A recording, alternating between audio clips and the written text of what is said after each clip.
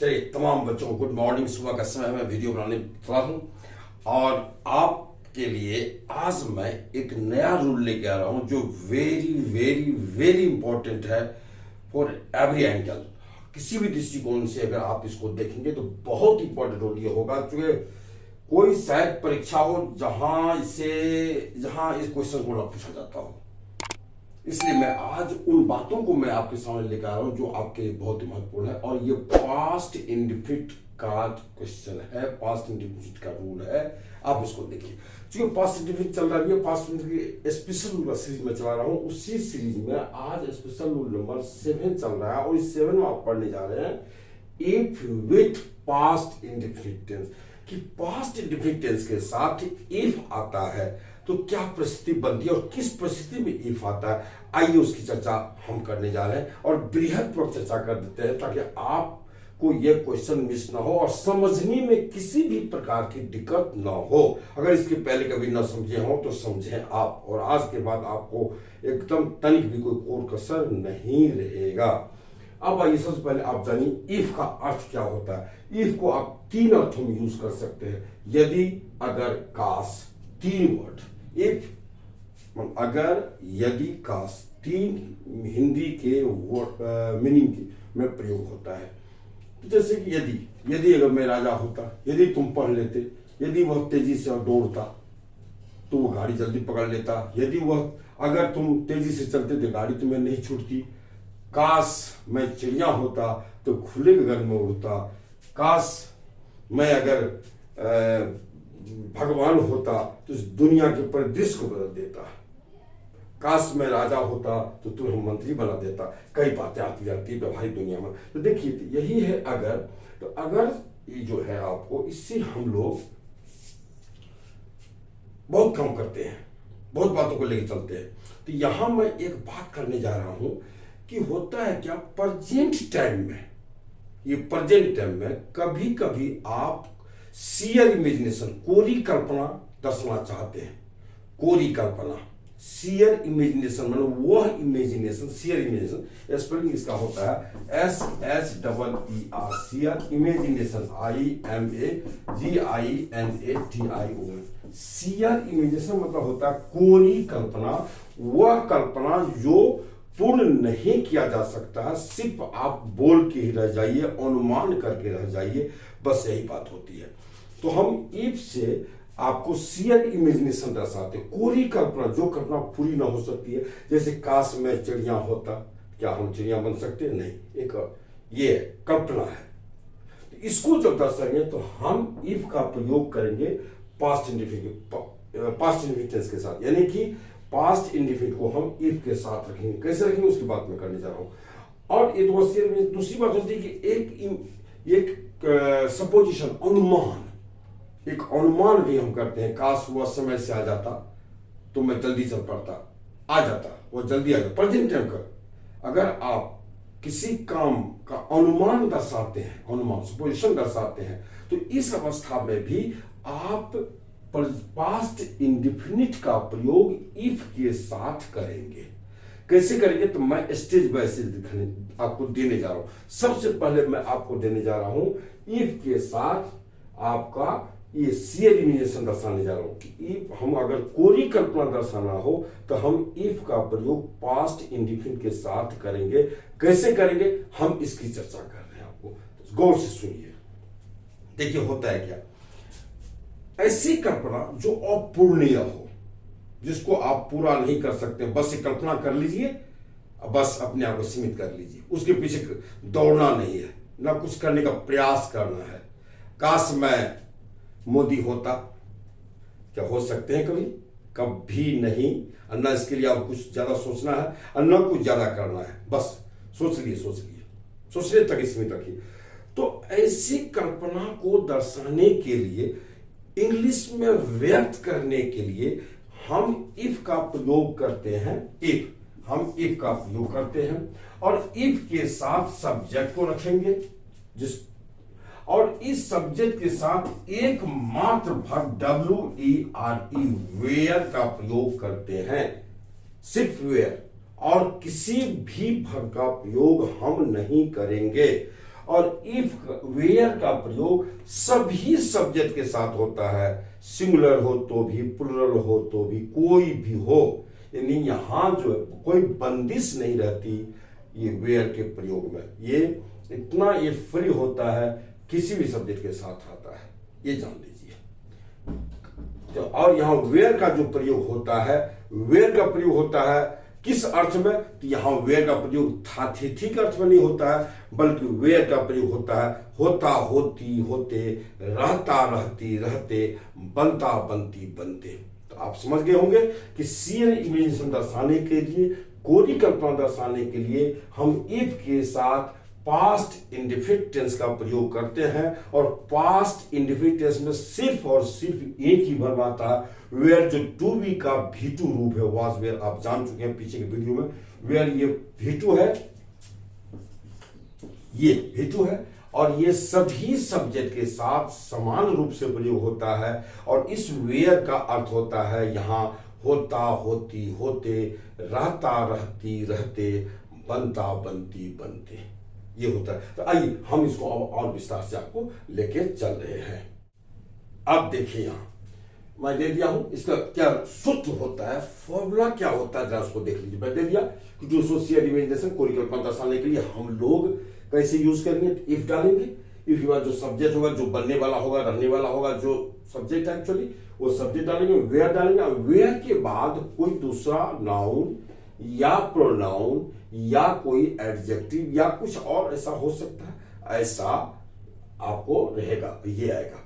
आइए जैसा भाई देख लीजिए, एक एग्जांपल में दे दिया हूं आपको। अच्छा, वेयर का क्या होता है, तो होता होती होते, बनता बनती बनते, रहता रहती रहते, जैसी परिस्थिति हिंदी की हो उस परिस्थिति के हिसाब से सारे वर्ड्स यूज होते हैं, लेकिन सब के लिए एक ही इंग्लिश है, वो है वेयर, WER, वेयर। इसको आप वर्ड भी बोलते हैं। तो बिहार में, उत्तर प्रदेश में बहुत सारे ऐसे हैं, हरियाणा में जो वर्ड नहीं बल्कि डिक्शनरी में वेयर लिखा हुआ है, तो हम लोग बोलते हैं, कोई दिक्कत नहीं है इसमें, जगह जगह हिसाब से अपना प्रोनाउंसिएशन होता है। तो चलिए, तो ये वेयर है आपका, आप सब इस सब के लिए वेयर यूज करेंगे। अब हम क्या करते हैं, आपको एग्जांपल्स मैंने लाया है। यदि वह एक राजा होता, यहां देखिए होता रहता गया, काश वह एक राजा बनता, बात है कि कल्पना ही है। अगर यहां भी अगर वह एक राजा रहता, होता रहता कुछ भी हो, इधर आपको होता रहता बनता कुछ भी हो, इधर यदि काश अगर कुछ भी हो, कहानी कुछ भी हो, लेकिन रिजल्ट एक ही है। क्या रिजल्ट है उसका, देखिए सिंपली इफ कौन है, बनने वाला, होने वाला, तो सब्जेक्ट आपका ये हुआ, होता रहता बनता ये, और क्या रहता बनता ऑब्जेक्ट है, तो भाई आपका ये किंग है ना। तो बस आप ऐसे बनाइए, if he were a king, ये सब आपका बनता है। तो चलिए हम इस पे और भी कुछ चर्चा, तो होता है क्या आपको कभी कभी। तो चलिए मैं कुछ और एग्जांपल पहले देता हूं, तब चर्चा में करता हूं। अब आप मेरे साथ बनाइए, काश मैं चिड़िया होता, if I were a bird. काश मैं एक शेर होता, if I were a lion. ये हो गया आपको। काश तुम सूरज होते, if you were the sun. काश वह चांद होती, if she were the moon. नहीं, आप बोलते जाइए, बनाते जाइए ढेर सारे। काश तुम राजा होती, फीमेल के लिए, इफ सी वेयर, तुम राजा होती, if you were a king. काश वह राजा होती, इफ सी वेयर, देखिए आप सी के साथ भी वेयर, और यू के साथ वेयर, आई के साथ भी, ही के साथ भी, सब के साथ वेयर का यूज हो रहा है। इसलिए वेयर का तो यही अर्थ होता है, इस अर्थ में आप किसी भी सब्जेक्ट के साथ यूज करते चले जाए। आइए अब मैं इसमें एक अगली बात, अब जो महत्वपूर्ण बात है उसको मैं देने जा रहा हूं, आप इसको जरा सा जाने। आइए, आपने देखा कि शेयर इमेजिनेशन दर्शाने के लिए हम लोग एक सूत्र का यूज करते हैं, if plus subject plus were plus noun pronoun adjective. अब आप क्या कर सकते हैं कि बिना इफ का, मैंने without if, you can show the share imagination, कि बिना इफ के भी आप कोरी कल्पना दर्शा सकते हैं। कैसे आप देख लीजिए, यहां देखिए वेयर आया है, इफ हट गया, ये वेयर सब्जेक्ट से पहले आ गया, were plus subject plus noun pronoun और बाकी सब चीज ठीक ठाक रहता, बस ये हेर फेर है, थोड़ा सा आगे पीछे है। इफ समाप्त है, इफ की जगह वेयर आ गया, इफ की जगह वेयर आ गया, फिर सब्जेक्ट हुआ, सब्जेक्ट के बाद शेष पार्ट जो है सो बचा हुआ हो गया। लेकिन एक चीज देखें, हेल्पिंग वर्ब से जब भी कोई सेंटेंस स्टार्ट होता है तो वह यस नो वाला इंट्रोगेटिव बनता है और सेंटेंस के अंत में इंट्रोगेटिव साइन होता है। लेकिन इस चीज को आप ध्यान रखें, यहां एक्सेप्शन है, शेयर इमेजिनेशन दर्शाने के लिए वेयर का प्रयोग जब आप शुरू में करेंगे तो आप इसके साथ कोई भी इंट्रोगेटिव साइन नहीं ही होता है, कभी इंट्रोगेटिव साइन नहीं देंगे। इंट्रोगेटिव साइन देने का मतलब हो गया फिर वेयर हेल्पिंग वर्ब के रूप में यूज होने लगेगा और अकॉर्डिंग टू सब्जेक्ट अपनाएगा, ये सिंगुलर के साथ नहीं आएगा। लेकिन सो बात तो यहाँ है नहीं, वेयर एकदम वेयर के साथ फ्रीडम है कि वह सिंगुलर या प्लूरल किसी सब्जेक्ट के साथ वेयर आएगा, इस बात का ध्यान रखिएगा। अब हम इस जो सेंटेंस इससे बनाते हैं उसी सेंटेंस को हम इससे भी बनाते हैं। जैसे देख लीजिए, काश, मैं एक लिखता हूं, काश वह एक चिड़िया होता, चलिए मैं देते, काश वह एक चिड़िया होता। अब इसके लिए आप सेंटेंस बनाएंगे ना, इफ आप जो सीखे, इफ ही होता होती, बस चलिए उधर से, if he were a bird, ये बन गया, फुल स्टॉप लग गया। अब इसी सेंटेंस को पुनः आप हम बिना इफ का बना सकते हैं। इसको शुरू करेंगे हम यहां से वेयर, उसका क्या देंगे, वेयर ही अ बर्ड। देखिए कोई प्रॉब्लम, कोई इंट्रोगेटिव साइन नहीं होगा, वेयर ही अ बर्ड बन गया, ऐसे बनेगा आराम से। अब एक सेंटेंस मैं देता हूं आपको, काश उसकी जगह मैं होता, देखिए उसकी जगह मैं होता तो उसकी हड्डी पसली कर देता। जैसा देख लीजिए, यदि उसकी जगह मैं होता, मैं यही तो रखता हूं, फिर आगे बात बता रहा हूं आपको। यदि उसकी जगह मैं होता, काश आप दे सकते हैं, काश उसकी जगह मैं होता, ये अगर उसकी जगह मैं होता, आप यहां जो देना है दे दीजिए, कोई दिक्कत है नहीं।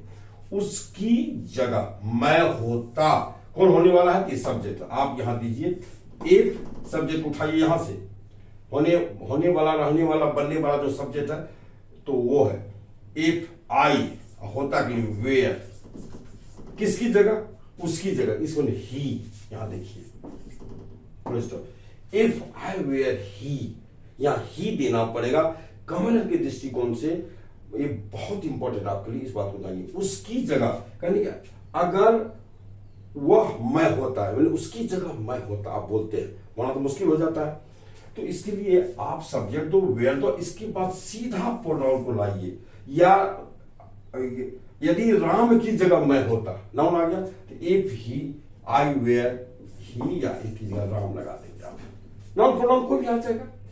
इसी सेंटेंस को आप फिर ला सकते हैं बिना इफ का, वेयर से स्टार्ट कीजिए, वेयर होगा, फिर आई होगा, वेयर आई ही, या कोई नाउन अगर कल्पना कीजिए, राम है तो राम लगा देंगे, बस फुल स्टॉप डालेंगे, कोई इंट्रोगेटिव साइन नहीं होगा।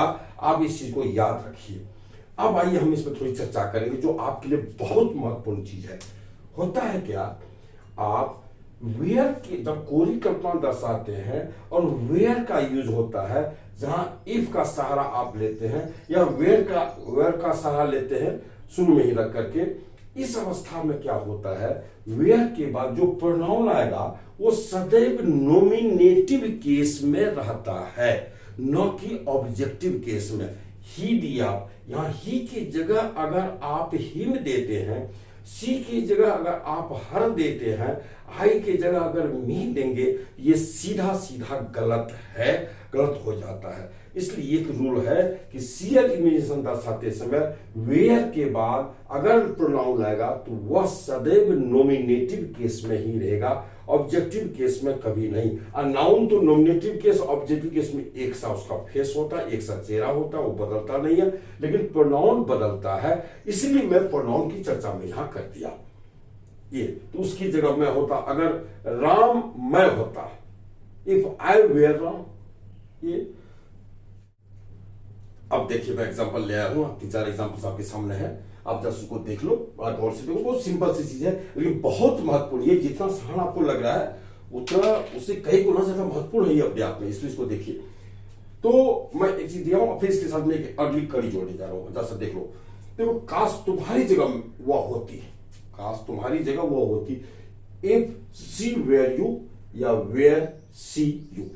आप देख लो, फिर यदि राम की जगह सीता होती, मैं यहां प्रोनाउन देके दिखाया हूं, यदि राम की जगह सीता रहती या बनती या होती, तो इफ सीता कौन रहती, सीता सब्जेक्ट यहां से उठाइए आप, रहने वाला, बनने वाला, होने वाला कौन है, ये सब्जेक्ट होता है। If Sita were Ram, were Sita Ram. चलिए ठीक है, अगर पाकिस्तान भारत होता या रहता, यानी पाकिस्तान की जगह भारत होता, भारत रहता, तो इफ इंडिया वेयर पाकिस्तान या वेयर इंडिया पाकिस्तान। चलिए क्या एडजेक्टिव में देखिए, यहां बनाया हूं आपको, काश तुम अच्छा होते, अच्छे होते, काश तुम अच्छे रहते, काश तुम अच्छे बनते। कल्पना है, अच्छा नहीं है वो, नहीं बन सकता है। तो if you were good, were you good. आपने देखा, तो इस तरह से हम सी एडमिशन दर्शाने के लिए हम लोग वेयर का प्रयोग करते हैं, जो पास्ट इंडिफिनिट का है, और वेयर को सदैव इफ के साथ रखते हैं, या बिना ई का भी आपको वेयर इंडिपेंडेंटली प्रयोग होता है, लेकिन यह इंट्रोगेटिव सेंटेंस नहीं दर्शाता है। चलिए, अब इसके साथ एक और बात है, एक सेंटेंस देखिए, इफ एक कंडीशनल कंजक्शन है, शर्त दर्शाने वाला कंजक्शन है, तो यह दो अकेले आ सकता है, या यह दो एक और अतिरिक्त सेंटेंस के साथ आ सकता है। जैसे मैं, आप यहां देख लीजिए, अगर पाकिस्तान भारत होता तो चीन को छक्का छुड़ा देता, है ना। कल्पना कीजिए इसे, अगर पाकिस्तान की जगह भारत होता तो सैनिक शासन समाप्त कर देता, ये चीज होता है। तो अब एक सेंटेंस और इसके साथ आएगा, तो उसकी अवस्था क्या होगी, वह किस अवस्था में रह सकता है, जैसा आइए हम उसकी भी चर्चा कर देते हैं, तब उसके बाद ये वीडियो समाप्त हो जाएगा, क्योंकि ये बहुत इंपॉर्टेंट चीज है, मैं इसमें कोई क्लूज नहीं छोड़ना चाहता हूं। चलिए, तो हम लोग वहां चले। देखिए, इफ के साथ इफ क्लॉज, ये क्लॉज बोलेंगे हम इसको, इफ क्लॉज के साथ अगर एक कोई दूसरा क्लॉज आ जाता है, यानी दूसरा कोई सेंटेंस आता है, उस सेंटेंस की अवस्था क्या होती है उसकी चर्चा मैं करने जा रहा हूं, जो बहुत ही महत्वपूर्ण है। इफ अपने आप में कोई किसी भी बिंदु पे अगर आप चर्चा करेंगे तो हर एक बिंदु से महत्वपूर्ण होता है। तो ये तो आप समझ गए, इफ से स्टार्ट कीजिए, चाहे वेयर से स्टार्ट कीजिए, कोई दिक्कत नहीं, यहां तक आप आए, ठीक ठाक है, दोनों में से कोई भी रह सकता है, जिससे आप बनाइए, आपकी इच्छा है। तो दूसरा सेंटेंस जो होगा, इसके साथ जो दूसरा क्लॉज आता है, वो क्लॉज सब्जेक्ट से स्टार्ट होगा। तो वो क्लॉज मैं कह देना चाहता हूं, एक्टिव में भी रह सकता है और पैसिव में भी रह सकता है। वो किसी भी अवस्था में परिस्थिति के अनुकूल रह सकता है, परिस्थिति के अनुसार रह सकता है, आपको किसी भी स्थिति में वो दे सकता है। तो ध्यान रखिए, तो ये होगा एक्टिव होगा तो सब्जेक्ट, इसके साथ फिक्स दो मॉडल्स, शुड और वुड। ध्यान रखिएगा, शुड और वुड, और उसके बाद सीधा भी1, ये शुड वुड और ये भी1 होगा और कुछ नहीं। ध्यान रखिए, और उसके जो अपना ऑब्जेक्ट आएगा वो अपना आएगा, शुड वुड प्लस भी1। अगर हो सकता कि यही अगर पैसिव आपको दे दे, तो ये शुरू में रहेगा नाउन प्रोनाउन, इन ऑब्जेक्ट को बोलेंगे, और शुड वुड तो रहेगा ही फिक्स, उसके बाद बी आएगा, अब बी के बाद भी3 आएगा, उसके बाद जिसको जो आने का होगा अपना आएगा। यानी जो भी परिस्थिति आवे, दोनों परिस्थितियों से आपको वाकिफ होना है, दोनों जानकारी लीजिए। आइए हम लोग इस सेंटेंस को चर्चा कर लेते हैं। आपको एग्जांपल्स में लिख रखा हूं, आप आइए इसको देखिए और समझ लीजिए इसको। देखिए, जैसे काश मैं राजा होता, अब दूसरा सेंटेंस भी जोड़ दिए इसके साथ। पहले आपने एक सेंटेंस बना के देखा, अब आप दो सेंटेंस बना के देखिए, एक साथ दो क्लॉजेज आते हैं, दोनों क्लॉज की अवस्था क्या होती है। अब आप देखिए, काश मैं राजा होता तो तुम्हें मंत्री बना देता। ध्यान रखिए, अब यहां काश मैं राजा होता, if I were a king, चाहे इसी को वेयर से बनाइए, वेयर आई अ किंग, आपको जो अच्छा।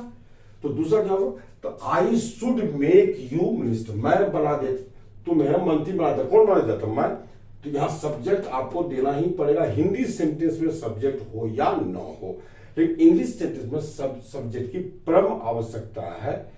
तो चलिए, तो इसलिए सब्जेक्ट आप दिए, आई शुड मेक, मैं बना देता किसे, तुम्हें, यू क्या बना देता, मिनिस्टर। मेक के साथ जब कोई नाउन प्रोनाउन आता है उसमें आर्टिकल नहीं लगता, इसलिए मैं कोई आर्टिकल यहाँ नहीं दिया। आर्टिकल में जाऊंगा तो बताऊंगा आपको। आई शुड मेक यू मिनिस्टर, अब मिनिस्टर नहीं देंगे, मिनिस्टर। आपने समझा इसको मेरे ख्याल से सर। अब यहां देखिए शुड और वुड किसके साथ यूज करेंगे, आई और वी अगर है सब्जेक्ट रूप में, तो आप समान तौर पर शुड का यूज करो, और शेष जितने भी सब्जेक्ट हैं सबके साथ वुड का यूज करो। क्योंकि सैल का शुड और विल का वुड होता है, तो सैल का प्रयोग आई वी के साथ करते हैं, इसलिए आई और वी के साथ ही शुड का यूज करते हैं। यहाँ शुड मतलब चाहिए नहीं होगा, बस यहाँ कल्पना दर्शाने के लिए शुड वुड का यूज होता है। चलिए आप यहाँ समझिए। फिर इसी में देखिए were I are king, I should make you, इधर का पार्ट सही रहा, इधर का पार्ट में हेर फेर नहीं होगा, चाहे वेयर से स्टार्ट करो चाहे इफ से स्टार्ट करो। आइए इधर देखिए, यदि तुम एक चिड़िया होते तो खुले गगन में उड़ जाते या खुले गगन में विचरण करते। तो if you were a bird, चाहे वेयर, यू वेयर से स्टार्ट कीजिए, वेयर यू अ बर्ड, आपको इधर का पार्ट इधर लिखना, दो तरह से लिख सकते, लिखिए। अब देखिए यू वुड फ्लाई, यहां से तो खुले गगन में उड़ जाते, कौन, तुम उड़ जाते, तो यू सब्जेक्ट देना पड़ा, यू वुड फ्लाई, तुम उड़ जाते in the open sky, in the open sky, खुला गगन में। आपने देखा इसको, यहां वुड इसलिए आ गया, यहां यू आ गया। अब देखिए उसकी जगह मैं होता तो मैं सम्मानित किया जाता या सम्मानित होता, है ना। तो अब वहां पैसिव आ गया उस पार्ट में, कौन सम्मानित किया जाता, मैं किया जाता। तो इफ आई वेयर ही, चाहे वेयर आई ही, कुछ दे दीजिए आप इधर का पार्ट, जिससे स्टार्ट करो, इफ से स्टार्ट करो या वेयर से स्टार्ट करो, तो मैं सम्मानित किया जाता। आई शुड बी ऑनर्ड, यहां देखिए आप यहां शुड बी ऑनर्ड, पैसिव हुआ है। फिर यहां देखिए were I he, I should be honoured. तो इस तरह से आप इधर के पार्ट को आपने समझा कि इफ के साथ अगर दो क्लॉजेज होंगे तो दोनों क्लॉजेज की अवस्था क्या होगी। बाद वाले क्लॉज एक्टिव भी रह सकता है, पैसिव में। राइटिंग के दृष्टिकोण से, एस्पिंग के दृष्टिकोण से हम लोग इस पार्ट को पहले और इस पार्ट को बाद में भी रखते हैं, ऐसा देखा जाता है। आप भी फ्रीली इसको ऐसा कर सकते हैं। अब मैं इस पर ये थ्योरी था मेरा इफ से संबंध में। अब इसका इफ का ये पास्ट इंडिफिनिट का पार्ट 1 था।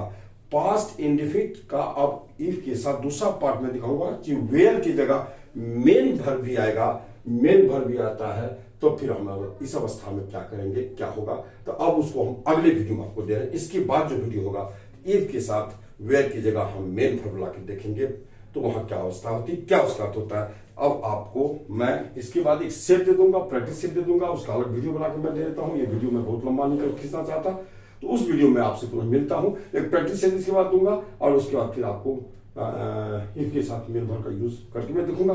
तो चलिए आप बच्चों को मैं शुभकामना दूं, और थोड़ा सा जो भी वीडियो देखते हैं, जो सभी आदमी लाइक करो, कमेंट करो, सब्सक्राइब करो। चलिए सब आदमी अपना काम करते चलिए, मैं अपना काम करते चल रहे हैं, सब आदमी अपना अपना काम कीजिए, दुनिया का हर काम होता रहेगा। तो चलिए आप तमाम बच्चों, बुजुर्गों को, शिक्षकों को, सबको भगवान जी की ओर से हार्दिक शुभकामना।